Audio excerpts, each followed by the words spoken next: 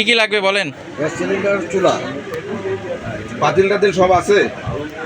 হান্ডি পাতিল রান্না বান্না করতে পারবেন তো?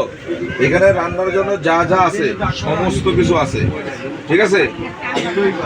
এই ওনারা নিয়ে আর ওই যে রাস্তায় ভিক্ষা করতে যাবেন না, ঠিক আছে? ওই বাথরুমে করবেন, এখানে থাকবেন, ওনার সেবা করবেন, আপনি রান্না বান্না করে ওনারে খাওয়াবেন।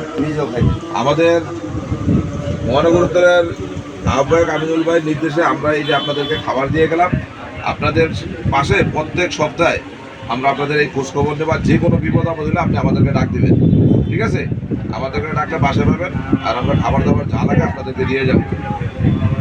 আর রাস্তায় দাঁড়ায় ওই যে ভিক্ষা করার দরকার নেই, ঠিক আছে? আর কারোর লোকের ঝগড়া করবেন না, যারা আছে মিলেমিশে থাকবেন। যে কোনো প্রবলেম হলে আমাদেরকে ডাকবেন।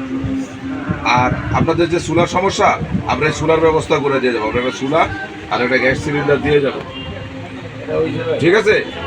আপনারা বিএনপির জন্য দোয়া করবেন, আমাদের ভারপ্রাপ্ত চেয়ারম্যান এবং বেগম খালেদা যে অসুস্থ, ওনার জন্য দোয়া করবেন, ঠিক আছে?